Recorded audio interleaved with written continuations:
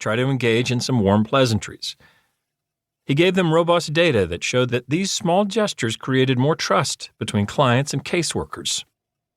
The social workers were not so easily convinced.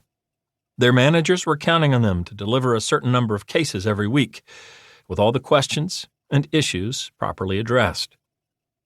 Their meetings with clients needed to focus on extracting data for the paperwork, not engaging in useless chit-chat.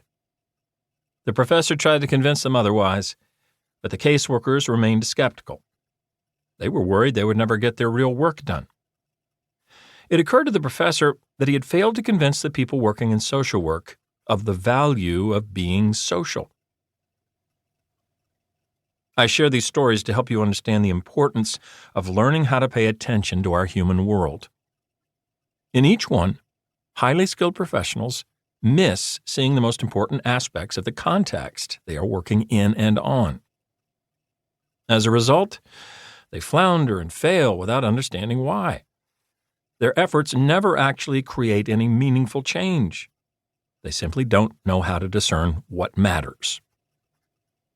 I want you to know that understanding the social context of our world is the most important path you can take to arrive at meaningful insights. When you learn how to observe both the background and the foreground, you will train yourself to see what really matters to yourself and to other people. But what is the background? How do we define it? Philosophers and thinkers have been trying to answer this question for more than 100 years, but the best answer is that the background is where we absorb all our behaviors, practices, ideas, and habits. Ludwig Wittgenstein, one of the more modern philosophers exploring this idea, argued that what determines our judgment, our concepts and reactions, is not what one man is doing now, an individual action, but the whole hurly-burly of human actions, the background against which we see any action. The background, or the hurly-burly, is nothing less than an understanding of how people make sense of the world they're living in.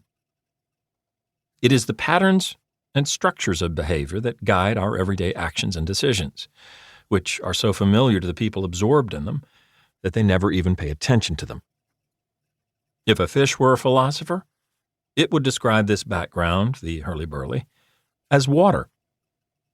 What is incredible is that each of us can bring an awareness to this so-called hurly-burly and learn to observe it analytically. This is a meta-skill that is called hyper-reflection. And in this book, I will walk you through how it works. Developing this type of rigorous observational practice will transform your experience of everyday life.